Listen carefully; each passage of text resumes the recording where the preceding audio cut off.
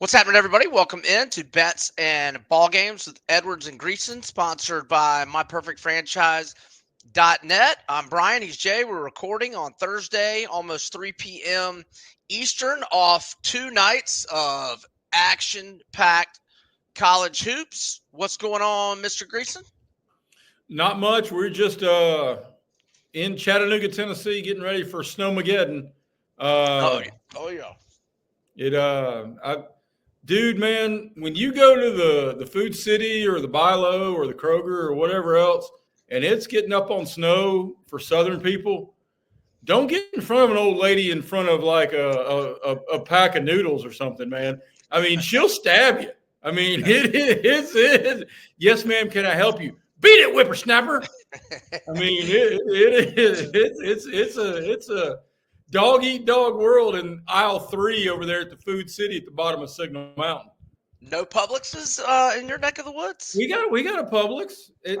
That's a great question. Is it Publix and like the X handles its own plural, or is it Publixes, or is it Publi?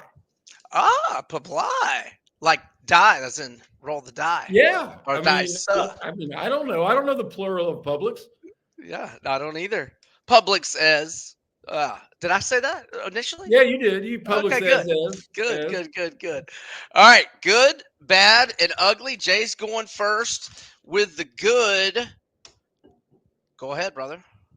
Well, there's a lot of good to be had, and the conversation in my mind,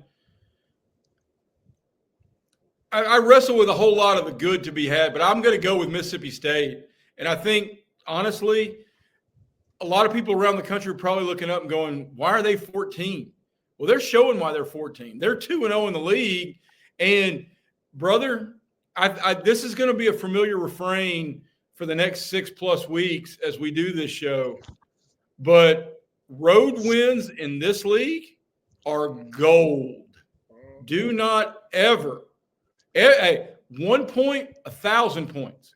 Yep. You win one on the road, regardless of who the opponent is, whether you're in Nashville, whether you're in Columbia, whether you're in Auburn, Rupp, it doesn't matter.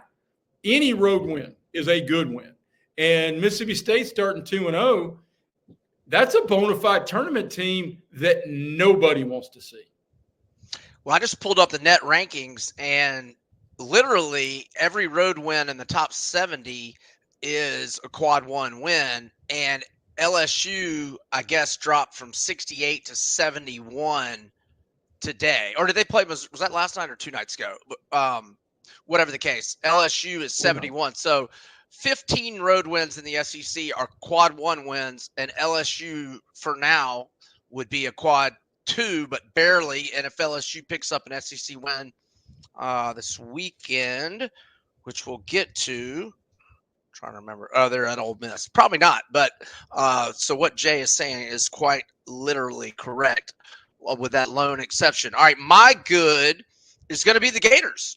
That Tennessee comes in undefeated, number 1 in the nation, and Florida's off a tough loss where they just could not get any stops whatsoever against Kentucky. They get 106 put on them, and they just took it to Tennessee early and often, and it was nothing but a blowout from start to finish.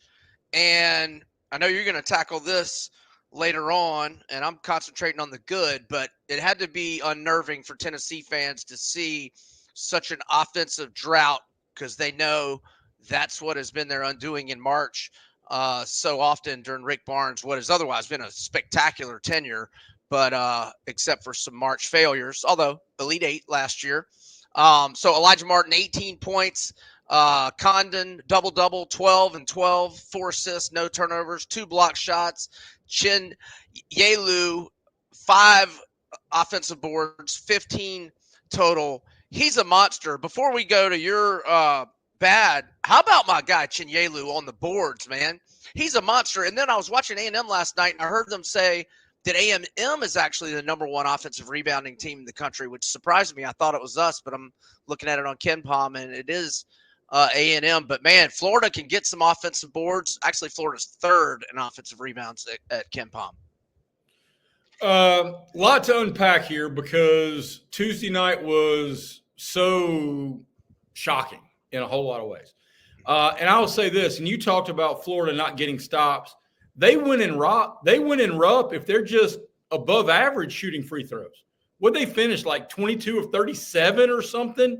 Yeah, I mean, something ridiculous from the foul line. But my bad is 22 of 35, but yeah, okay. Almost as bad. My bad is Tennessee in this sense. Well, in these multiple senses. One, you cannot build your offense completely around Chaz Lanier having a good game. Period. End of conversation. I mean, don't get me wrong, through the Lions part of the non-conference schedule, Chaz Lanier has been every bit as good and as important as Janai Broome has been for Auburn. But he, as a perimeter player, you're going to put up a 3 for 16. And when that happens, if Tennessee is truly a 1 seed, I don't give a doggone if you go to the Lakers and play in the Forum against Magic, Kareem, and Kurt Rambis, you shouldn't lose by 30. And here's the other one, and this one should scare Tennessee fans. Points in the paint, 40-14 Tuesday night. 40-14. So, because the other thing that should scare you is Florida beat you by 30, and Florida didn't play great. I mean, that's not the best. You've seen every Florida game this year that you could watch. It's the number one win on the resume. But It's certainly not the number one performance. It's probably not a top 5 performance from these Gators. And don't get me wrong, we only shot 6 of 20 from 3, 30%. We only shot 21 of 48 on 2-pointers, 43.8%. I mean, offensively, it was a below average game for Florida. Sorry, I cut you off. But they dominated the backboard and they shoved the ball down Tennessee's throat. And who knows what's going to happen? This league is tough and injuries happen. But if you can't stop inside, buckle up for what Auburn's going to bring you. I mean, because they're going to shove it right down there on the block. And as I pointed out, the bad shooting percentages by Florida. I mean, the knock on Florida last year was they're a finesse team. They were soft. They were soft on defense, but they could score a bunch and had scorers, but just couldn't stop anybody. Like what Florida did to Tennessee the other night was what Tennessee does to everybody. What Tennessee did to Duke was last year or 2 years ago in the round of 32, I think it was, and they just beat Filipowski up. I mean, yeah, it was with the big European guy. It was 2 years ago. I'm pretty sure it was 2 years ago because Jay Billis went on like a 4-day squalling fit and laid down in the floor in the Bristol studio about Tennessee is too physical, right? So yeah. I mean, quick side tangent. Yep. So if you saw it today, Fist Power, Dickie V came out on social media. I don't necessarily like Dickie V as the announcer, but anybody who beats cancer gets a fist pump from me. So God bless you, Dickie V. Keep fighting. Yep. Awesome, baby. Yeah. I loved Dickie V growing up. His ass kissing of Coach K got a little much for me, but anybody that's kicking cancer's ass, and it'll be good to hear him back in the studio, especially since we won't be calling a Coach K game. But no, seriously, all that's good stuff with Dickie V. But yeah, so I was just talking about how Florida beat Tennessee up, and they are physical. Condon and Houck put on a lot of muscle, and then this Ruben Chinyelu is a flipping hoss, man. Nobody can keep him off the offensive boards. All right, so where are we? Your ugly. That was Tennessee was my bad. So your bad is Oklahoma, man. You had that 18-point lead. A&M is without their best player, and you let that one get away at home. Not good. Not good at all. Phelps was so good for A&M last night, and I bet them at halftime they were trailing by 9. I took them -2. So it was +7, and I was cussing myself the first 7 or 8 minutes of the second half. But fortunately, I kept watching. Phelps got going, and A&M rallies to win 80-78, and Oklahoma was unbeaten coming into SEC play. They get absolutely smoked at Alabama, and then they have an 18-point lead. A&M down Wade Taylor, their best player, and they came up lame, but Goodine was absolutely spectacular for them. Made 9 of 11 threes and had he matched Phelps's 34 points. Phelps had 28 in the second half, but that's tough for Oklahoma because it doesn't get easier with your next game. Pretty much all cases. Where's Oklahoma? Who they got Saturday? They are at Georgia. So now they hit the road again. So 0-2 in SEC play. So Oklahoma was my bad. And before I get to my ugly, Georgia could have easily been somebody's good. You beat Kentucky at home by double digits. You're starting to craft a case, Mike White, on being a tournament team. And it's the first win over a top 10 conference foe in 15 years. So, I mean, that's pretty impressive. But my ugly, honestly, and I love Lamont Parrish. He's a buddy of mine. And you mentioned Oklahoma. But, guys, if you may have really enjoyed the non-conference, but the bottom 3 or 4 teams in this league are really about to get punched in the face because there is no let up. There is no mercy. There is no – I mean, we talked last week, Brian, about some of these great teams that could even be 1 seeds may have 2 or 3 and even 4-game losing streaks in conference play. Where does South Carolina factor in a win?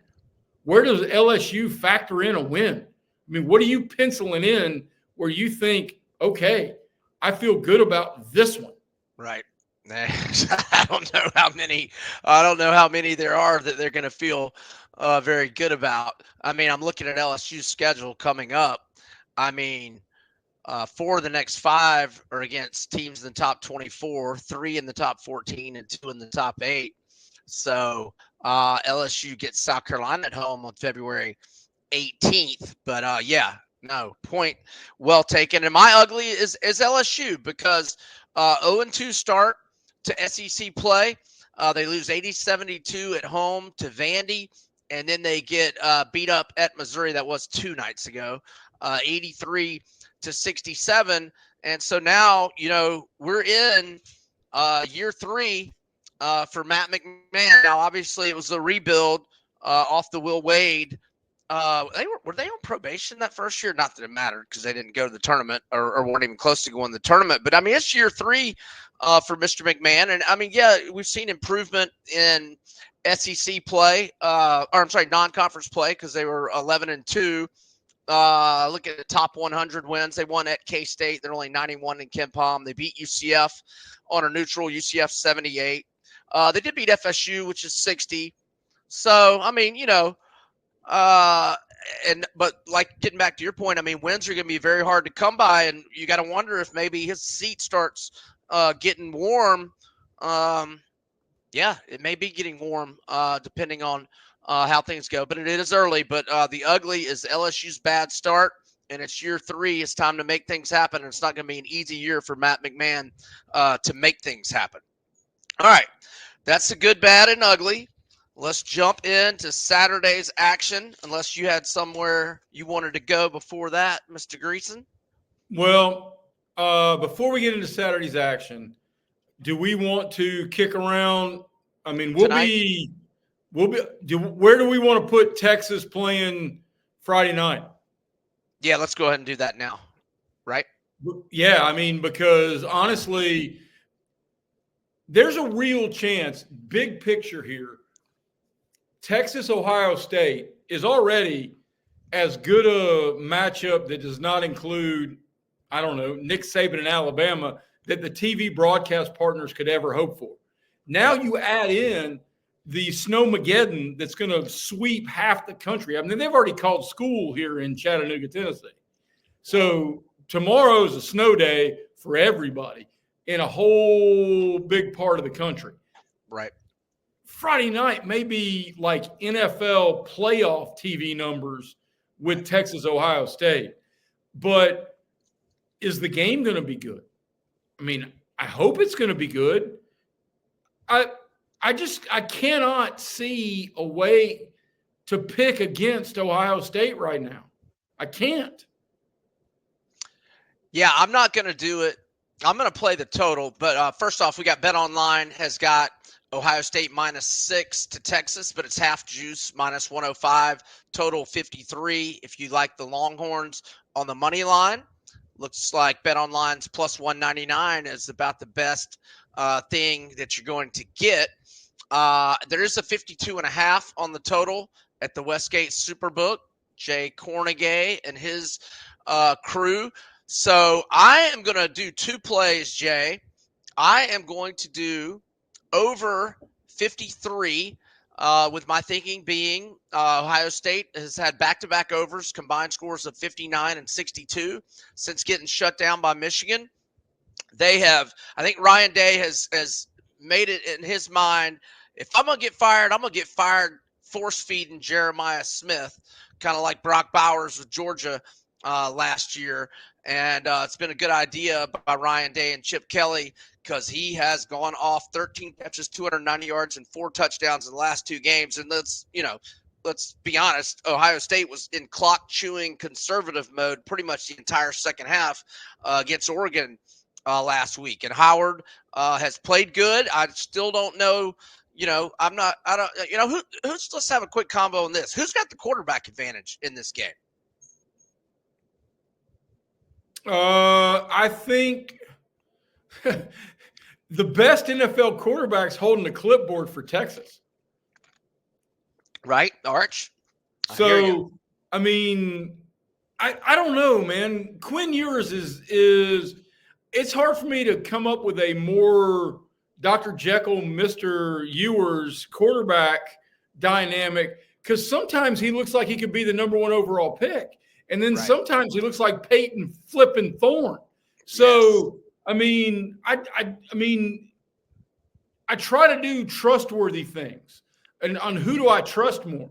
And I really think I trust the connection more currently between Will Howard and Chip Kelly calling plays with Ohio State than I do with what Quinn Ewers, whether he's looking over his shoulder, whether that Dr. Pepperville commercial about, hey, Deputy Ewers, call for backup. We don't need backup. Whether that was a precursor to what has been the last 6 weeks of Texas, the side story of Texas football, I don't know. But I do know this. There are so many explosive athletes on this field. I honestly think I love the over. The over was the only play. 6 points is too many on a game that Ohio State, they don't give a damn if they only win by 1.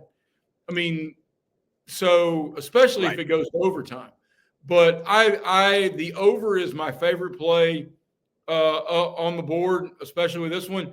And I would honestly look about the first half over too, because I think they're both going to want to come out fast. So that first half total is. I think Quinn Ewers is the more talented quarterback, but I trust Will Howard more right now. The first half total is 26.5. Jay and I both like over 53, but you can get a 52.5 at the Westgate Superbook. And we're mostly talking about Ohio State's offense, but the Longhorns do average 34.3 points per game. All right, so one other play that I like, Jay, and you may like it along with me, is Ohio State wide receiver Jeremiah Smith to go over 84.5 receiving yards. That was at FanDuel. Now I see they've posted some alt receiving yards at FanDuel. In fact, to go over 100 is plus 142. To go over plus 110 is plus 188. To go plus or 125 receiving yards or more is plus 280. I'm talking small increments, but I'm not against, adding a little bit of those, but mostly over 84.5 with Jeremiah Smith. What are your thoughts on that Well, one? I love all of those. I think your assessment about Ryan Day saying, you know what, I'm going to live and die with my best player, and it's Jeremiah Smith, was 100% spot on. But I also think that has bled into the Will Howard's confidence in his best wide receiver of every time he gets to the line of scrimmage, he's looking and pointing and figuring out, all right, is it single? Is it double? My first read is always Jeremiah. So, I mean, it feels like it's an Old Testament proverb. Dear Lord, let Jeremiah provide for us. And then we go accordingly. Dude, I love plus over over 125 at plus 250? Yeah. Yeah. No. I mean, that's honestly him shaking one tackle and getting a 70-yard touchdown. Right. Which he I mean, did I'm against all for Oregon. that. I mean, dude's averaging 145 yards a game in the 2 playoff games against a Tennessee defense and against in the quarterfinals when against an Oregon defense when everybody was trying to shut him down. And he's averaging 145 and 4 tutties, and he's got 4 tutties. Yeah. No, I love every Jeremiah Smith bet you can find. Yeah. So he had 187 against Oregon, 103 against Tennessee. He's had at least 100 5 times, and he's had at least 87 8 times. And I point that out because the number is 84.5. But I would probably like it up to 95. Or go ahead. And think about it this way, Brian. In terms of game script, those were ultimate blowouts. If this is a close game, he may go for 220. Yeah, I mean, I don't even know how to look up how many targets he had in the second half against Oregon, but it couldn't have been many. I mean, they were force feeding him in the first half, but then they were chewing clock the whole second half. So yeah, if it's a close game, hell, I like I always say about Kyle Pitts, give him 15 targets or more. And maybe Will Howard will if it's a close game. Okay. Before we go hoops in the Saturday card, did you see the Carson Beck news before we came on the show? No, is he coming back to school? In the transfer portal, and it seems like he might be going to the Miami Hurricanes. At least that's what my buddy told me as I walked into his house here earlier. Oh, turn that off. I'm sorry. Yeah, what do you think about that? Beck to the Canes. Well, first off, it tells me is he going to have surgery on the elbow? Yeah. That injury was brutal. I mean, for anybody who's thrown and somebody gets up in your arm and you're doing the whole kit and caboodle, that's a situation that's ripe for complete reconstruction. And therefore it tells me Georgia said that he raised his hand and said he put his name in the NFL draft. His agent heard 5th round, maybe. Right. And he said, okay, Georgia, I'm coming back. And they went, nah, why don't you go find somewhere else to be? Very, very, very possible. And because they're going to use the NIL money somewhere else because they need some skill position help. Georgia needs some dudes on the perimeter who can make plays. But as far as Carson Beck in Miami, I hope it works out for him. He seems like a nice enough kid. I will tell you this. Auburn's got 3 quarterbacks in the quarterback room, and Auburn is quarterback starved. Yeah. And that I like better than Carson Beck. And week 1 is less than 8 months away. What's the recovery time on this elbow surgery? I mean, man, we went in, August, we're thinking he's going to be a first-round pick and maybe even the number 1 pick. And now he's coming back to school, but is he going to be healthy? Is he going to be? Well, and then and you bring up the recovery time. Mario Cristobal's an A-level recruiter.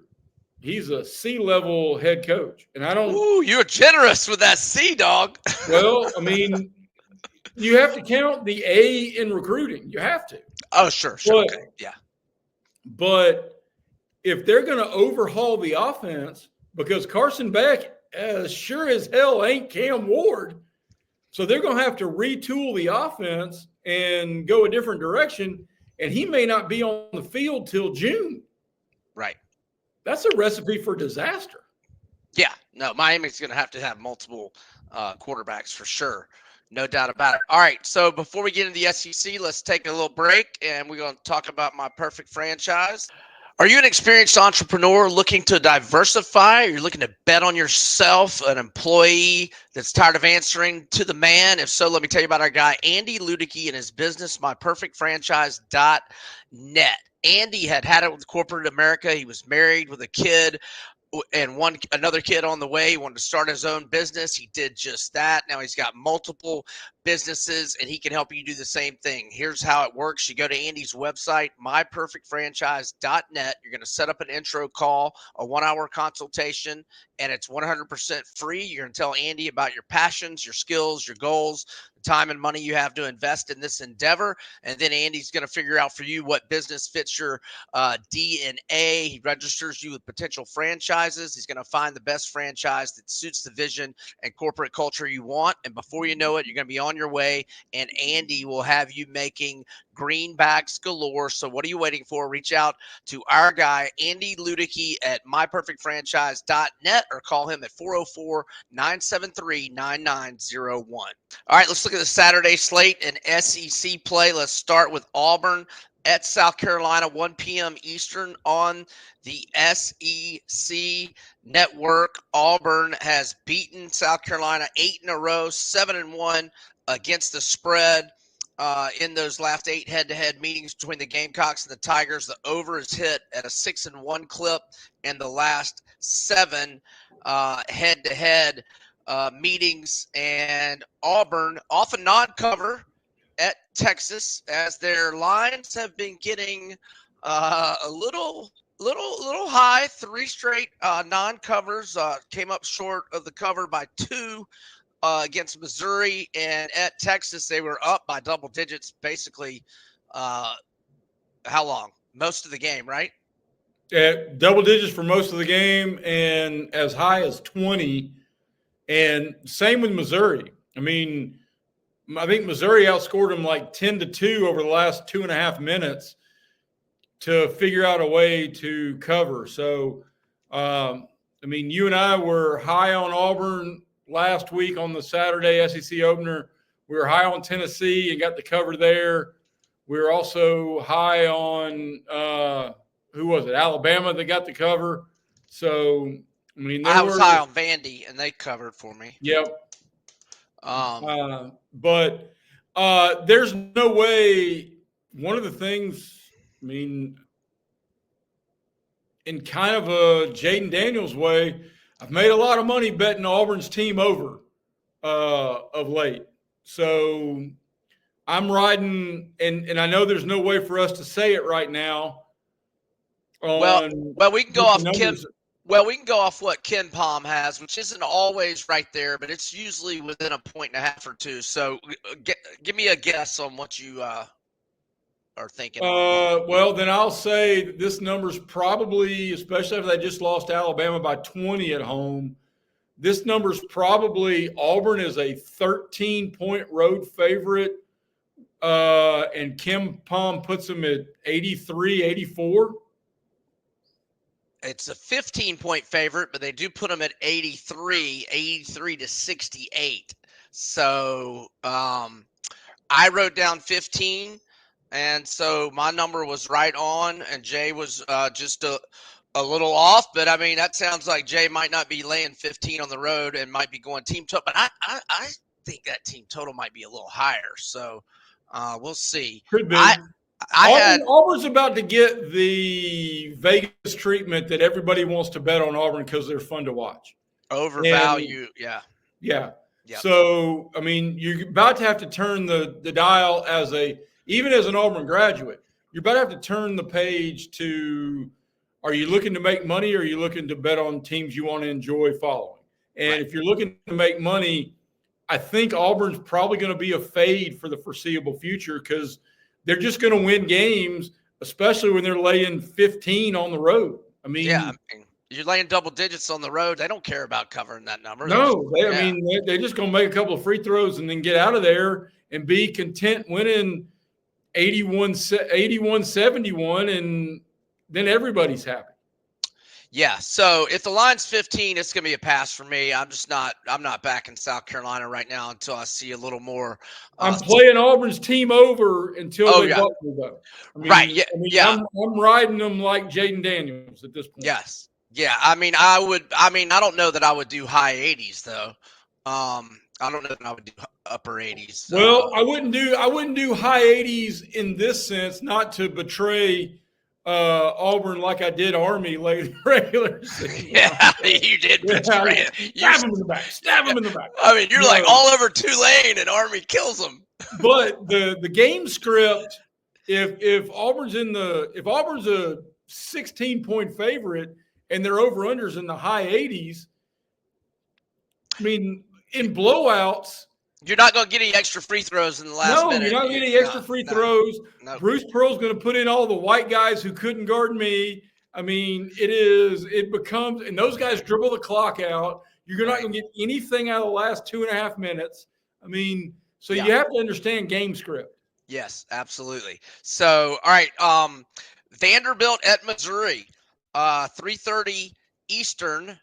And let me see what TV we got for this one. We have the SEC Network, Vandy at Missouri. So I made my number 1.5, and let's see. I bet Kim Palms is higher than that. I bet it's Missouri 5.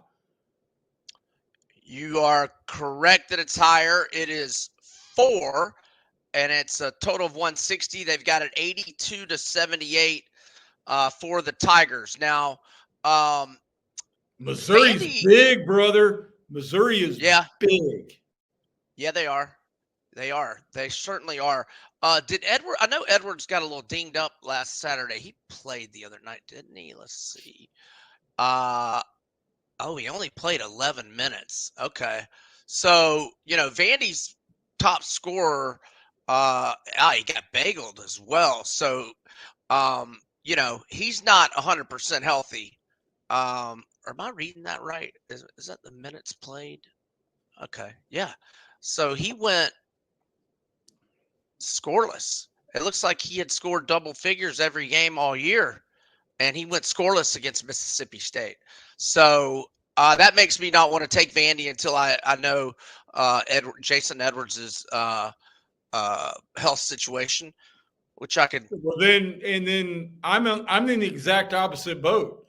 As soon as I see that line, I like Missouri in this matchup, so I'm trying to get it as early as possible, right? Because I think that's going to be more favorable. Yep. Okay. So Jay likes Missouri, and I like nothing until I know about Jason Edwards for Vandy. Vandy 13-2 straight up, 11-4 ATS. So they were on a 7-game winning streak straight up and ATS until Chris Jans and the Bulldogs came to town. The under has cashed in 4 straight for Vandy. The under has cashed in 3 straight for Mizzou. Okie dokie. Let's move on. Florida at Arkansas. I made the Gators 4.5. This is a 4 p.m. Eastern tip on ESPN. Florida 14-1 straight up, 11-4 ATS. They played 2 true road games, 1-1 but straight up in ATS. They won by 13 at FSU, lost by 6 at Kentucky. Arkansas 11-4 straight up, but not good to their backers. 4-10-1 ATS. In the last 4 head-to-head between Florida and Arkansas, Arkansas is 3-1 but straight up in ATS. But the 3-game winning streak over the Gators ended 90-68 in Gainesville last year. So I made it 4.5 to the Gators. What are your thoughts on this line, Jay? I can't trust Arkansas. I mean, there's no way I'm betting on Arkansas until they show me something different. I heard the most amazing stat this week. I don't know if you were watching Arkansas Ole Miss. Do you know Ole Miss has more wins in Bud Walton Arena than any other visiting team? I would not think that. That's I Amanda wouldn't. Nobody Kennedy. would. Bud Walton Arena opened in the mid '90s when, at the height of the Arkansas Powers, Yes. when back with your man Al Dillard was shooting threes from Oh, man. 46 feet with his shorts. He was wearing culottes that were somewhere between his shins and his ankles, Oh, and my God. he was stroking it from deep. But the stat they said with this week's win, Ole Miss has 11 wins at Bud Walton Arena, which passes Kentucky's 10 wins Wow. at Bud Walton Arena. That's a great stat, right? It really is a great stat. But now, you kind of think about it. You remember some of those years were pretty lean in the SEC West in basketball. So I guess now that you think about it a little bit, you can kind of understand it because, Kentucky wasn't you didn't always have a home and home with the or Right. the East West. And the West always had so Ole Miss got to play them every year. Right. They got to go there every year. I'm puzzled by this Arkansas team should be better. And they're not. I know. And you know what? The game has passed Calipari by. Oh my gosh, he got so outcoached by Beard. Oh my word, he got worked. Yeah. I mean, don't get me wrong. We talked about Cristobal in the previous segment. Being a college coach and recruiting counts. That's part of your job. Sure. But in basketball, when they hand you a clipboard and you get worked as bad as he got worked by Beard earlier this week, and I mean, Calipari's never going to have the talent he's had over the last 10 years at Kentucky, and he didn't win a title in more than a decade. Yeah. Yep. Not since 12. I was there in New Orleans at the Superdome, and Anthony Davis was Anthony Davis is. You make a hard argument. Anthony Davis, even in a season, was the best college basketball player since Leitner. Yeah, I mean, I might put Carmelo in that conversation from 03 as well, but yeah, that's 100% fair. Good. Yeah, no doubt about it. So, I'm sorry, what did you say on the line, or did you? What you think of Florida is that Arkansas? I don't know what it is, but there's no way I can trust Arkansas, and if I can lay less than 4, I love Florida in this spot. I think those kids were stoked to wear Tennessee out the way they did. I think Golden has a group that is about to go on a little bit of a run. Yeah, Elijah Martin has provided them with Final Four experience, physicality, and just that winning swagger that he's got in that competitive fire, and Florida needed all of those things added to the mix, and it's working pretty good right now. Ken Palm has Florida -6. I think that I would like Florida. I mean, especially what you said, -4 or fewer. If it's going to be 6 or more, maybe wait and hope Arkansas gets a little lead and get it live at a better number, maybe. Now 154, I actually haven't studied Arkansas's totals enough to have an opinion. I was about to say 154 is kind of a low total for the Gators, but they are off the low scoring game with Tennessee. But I think that was just Tennessee not being able to hit anything. So I'm, 5 or less would consider the Gators. If I get a live line of the Gators, 5 or less, I would definitely be in. I don't know that I would lay 6 or more. So, and sounds like Jay's in the same boat, correct? Correct.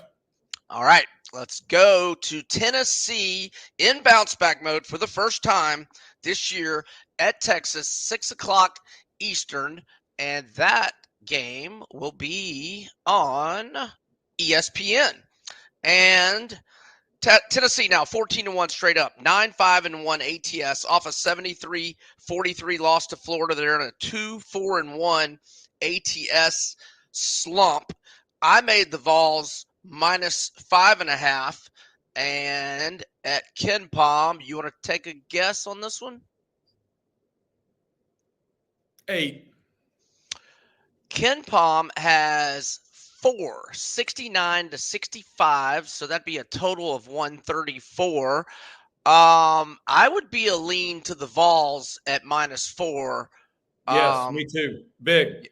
Yeah, Honestly, if you can find it at 4, I think this week has been brutal. I think those kids are going. Rick Barnes does not handle that type of. Whoo. This is his Sadly, first. I had Tennessee in like a 12-team teaser plus 28 that got crushed because of how they played it in Gainesville. No, I'm just kidding. I was about to say, I never heard of a 12-team college teaser. That was all yours. Who knew they were going to lose by 30? They give you extra points on that. So wait a second. This has got to be Barnes' first trip back to Austin, right? Right? Best I can tell. Yeah, I don't think Tennessee's been to. Oh, actually, I've got it here. I can just go to the matchup right here and show me the head-to-heads with Tennessee. Yeah, it's crazy Texas. how we got this like the computer thing with the interwebs and Google. This is nuts. Oh wait, I think I'm wrong here. Oh no, let's see. Texas played at Tennessee. Oh no, he has been. He went there in 2022 and lost 52-51. And then they've played the last 2 years. Did they play the tournament last year? Yeah, they did. March 23rd of 24. What time was that? Like round 2, I guess. Anywho, but yeah, his second trip back to Austin, and he lost 52-51. So he's going to want to win, obviously. I'm laying a sizable number for a road favorite with Tennessee in this one. Yeah, 4 or fewer I'm in. Maybe you would think about 5 as well. So Jay and I are definite leans to the Vols, and at 4 or fewer, we like the Vols considerable amount. All right, LSU at Ole Miss, 6 p.m. Eastern, SEC Network. I made Ole Miss -10. LSU 11-4 straight up, 7-8 ATS. Now LSU has won 7 of 9 against Ole Miss, both straight up and against the spread. Ole Miss, the under is on a 7-1 run, and Ole Miss is 2-0 in the SEC, 13-2 straight up, and 10-5 against the spread, and they are number 24 in KenPom. I made them -10. What say you, Jay, as they are hosting LSU? I love Ole Miss in this spot. What number are you thinking? LSU, it's probably 13. It's only 9 by KenPom, but I think it's going to be somewhere between my 10 and your. I'm thinking 11 or so. The one thing I would caution, and I think we need to look about big picture, especially when we're talking about midweek bets and all the things that happen. The teams that we know are good, the Ole Miss, the Mississippi States, maybe even a Missouri, maybe even a Georgia. The teams that we know are good but are not going to bring a number next to their ranking or the big name marquee that gets all the students there, that gets the whole place hyped, that if Georgia goes to a Tuesday night game in Austin, Georgia's going to be undervalued because the home crowd's not going to be jazzed. Whereas the home crowd is going to be jazzed for Auburn, Alabama, Florida, Kentucky, Tennessee, because that is a top 10 environment and you get to be on ESPN and do all those other things. But realize where the good teams are. Even with Mississippi State doesn't bring the panache of some of the powerhouse names. Mississippi State's good. Real good. Real good. Riley Kugel doesn't even start and only played 8 minutes the other night. And he had scored double figures in 3 straight games before that. So now I guess what you're saying, are you saying that the Ole Miss fans are not going to be as fired up because they may not be, but I think I'm as much as I'm going to ride Auburn over on their team over, I'm riding against LSU and South Carolina in league play until I realize I need to go something different. Yeah. Well, I'm going to say with Ole Miss playing well and with it being Saturday at 5 p.m. Central Time and the students have enough time to enjoy some day beers, I think they're still going to be fired up. Not as fired up as Kentucky was coming into town, of course. Yeah, I'm going to like Ole Miss. Now, I don't know that I would lay more than 12, but if they are 10-ish or 11, I'll probably be on Ole Miss. So, and that's definitely my lean. All right, so let's go now. Excuse me, to Oklahoma at Georgia, and this is ESPN2 at 6 p.m. Eastern, and I made Georgia a 6-point favorite, and let's see what we've got here at Ken Ken Palm Palm. has them at 11, if I had to guess. Oh, only 4 with a total of 146. They've got it a 75-71 game. I will be on Georgia if it is -4. I'd be on Obvious, Georgia if it was -8. right? Yeah. Yeah. Yeah, I agree. I think we like Georgia. We like Georgia a healthy amount. For sure. I mean, they just lost 107-79 at Bama. Now, they do have some good wins. They beat Michigan on a neutral. Michigan's number 11 at Ken Palm. They beat Arizona, number 13, on a neutral. They beat Louisville on a neutral, and they're 37. But it has been a rough start to SEC, especially the latter part of the second half last night and the entire game with Alabama. So we like Georgia, and that leads us into the best game of Saturday, at least in my opinion. Although Kentucky at Mississippi State's very good as well. We're down to our last 2 games. Bama at A&M, and I had this thought many times last night, certainly midway through the first half.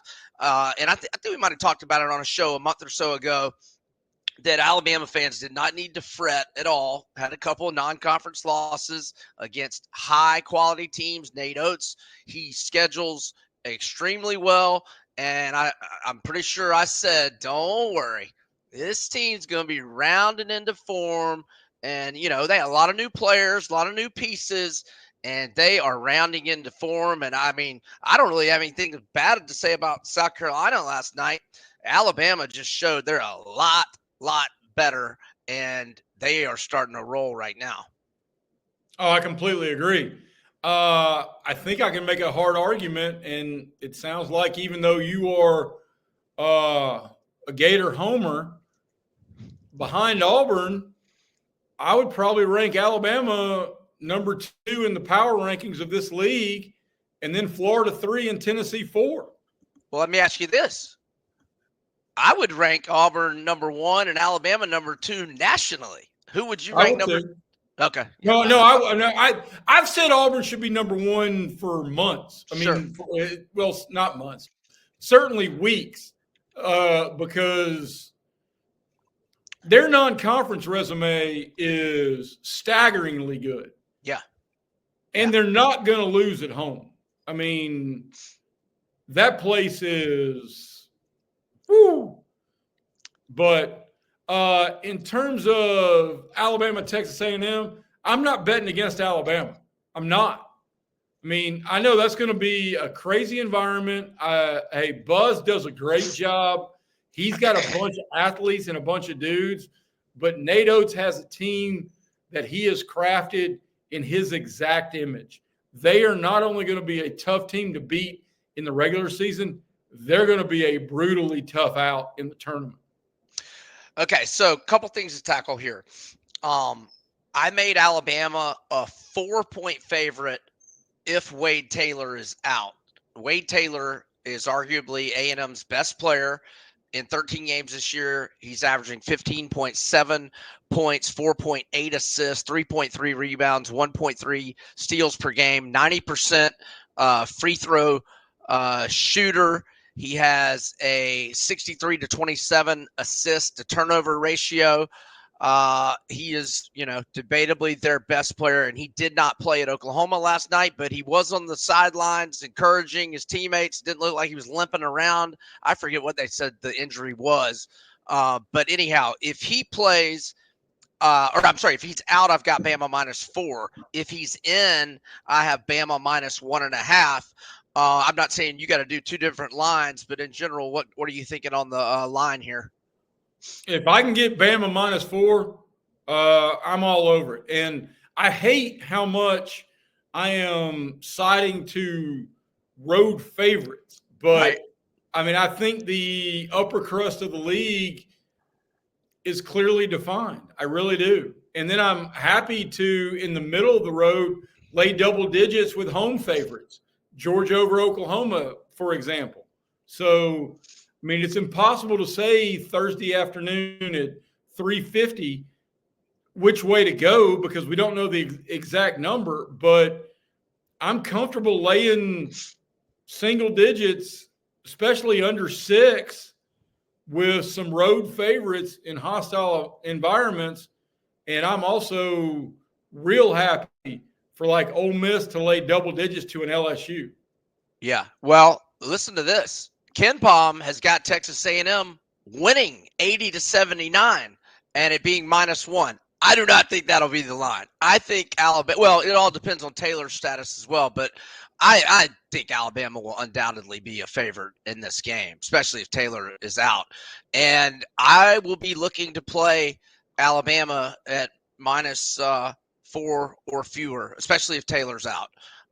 If Taylor's in, I don't know that I'd lay 4, but I would lay 3. And I think If Taylor's in, the play has to be the over because we know Bama's going to score. yeah. Period. Yeah. So, I mean, look, last night without Taylor, they had a 156 game against South Carolina, and South Carolina is one of the slower teams in the league. Alabama scored 107 to Oklahoma, 105 to South Dakota State, et cetera. So, yeah, I mean, if the total's only 159, I would be interested in the over as well. Oh, wait, I'm sorry. I said, my apologies. I was acting like A&M game with Oklahoma. I was looking at the South Carolina Bama score. My fault there. Scratch all that out. All right, but we both like Alabama, and we're both going to be interested in the over as well. All right, last one, Kentucky at Mississippi State. The Cats come to the hump in Stark Vegas, 8 p.m. Eastern. Oh wait, I'm sorry, not 8 p.m. Eastern, 8:30 p.m. Eastern on the SEC network, and I made Mississippi State a 4-point favorite.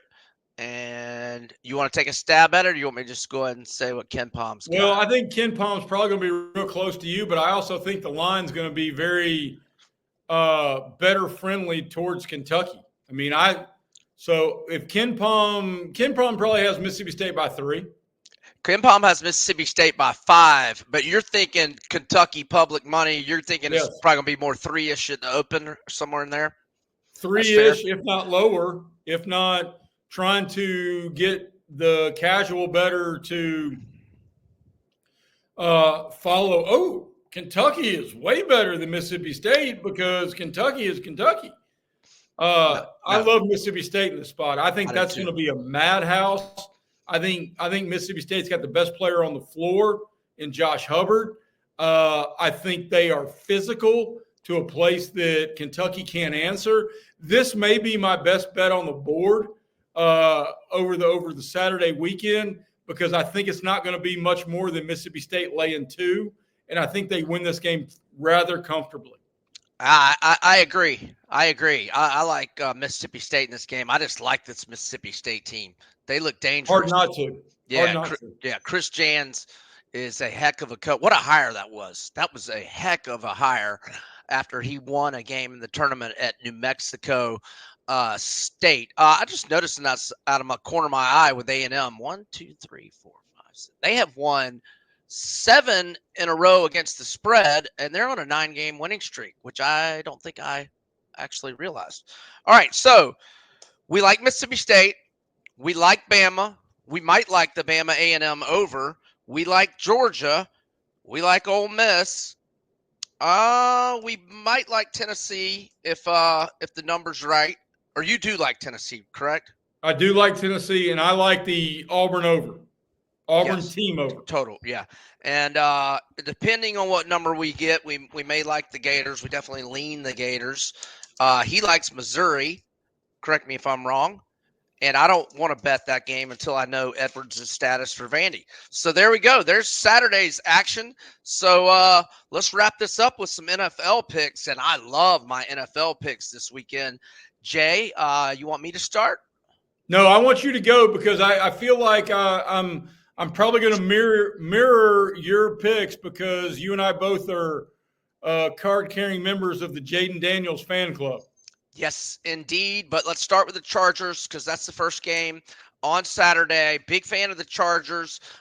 First off, they're 6-3 straight up, 7-2 against the spread in 9 road games this year. They enter on a 3-game winning streak, both straight up and ATS. Since week 8, the Chargers are 8-3 straight up, 9-2 against the spread. The 2 of the 3 losses, 1 possession loss at home to Baltimore and a 19-17 loss at Kansas City when the Chiefs made a walk-off field goal. 5 of LA's 8 recent wins going back to week 8 have been by double-digit margins. 7 have been by at least 7. Chargers are number 1 in the NFL in scoring defense, giving up only 17.7 points per game. Justin Herbert, 23-3 TDI&T ratio on the season. And the Texans, in their last 9 games going back to week 9, only 4-5 straight up, 4-1 ATS. The wins at the Titans, at home to the Dolphins, at Jacksonville, and at Dallas without Dak. And the Texans have lost 3 of their last 4 home games outright. And since Stephon Diggs went down with a season-ending injury, C.J. Stroud only a 9-9 TDI&T ratio. I like the Chargers. I'm with you. I like the Chargers. I like the Commanders, and I like the Eagles. And then I'm going to leave it with you because I got to get to a middle school basketball game, my brother. All right, buddy. Do that, and I will wrap up my NFL picks. I'll talk to you next week. Sounds good. All right. As for the Commanders, they've ripped off a 5-game winning streak since that 3-game slide. I think Jaden Daniels is going to be good in this game, but if not, man, Mariota has lit it up. He was fantastic last week. He was fantastic when he replaced Daniels in the Cleveland game earlier this year. And Kingsbury's offense just really, really suits his game or his skill set. These teams did play at Tampa in week 1. It was 37-20. It was a misleading final. However, Washington missed a field goal in the first half that would have cut Tampa's lead from 6-3. On the opening drive of the second half, they had a 12-play drive, missed a field goal that would have cut Tampa's lead from 16-7 to 16-10. Both teams ended up with 22 first downs apiece. And I watched most of that game because I had a Daniels rushing yards prop over that I was that he got most of those yards in the fourth quarter. So I was still watching, even though it was a little lopsided. I think Washington wins outright.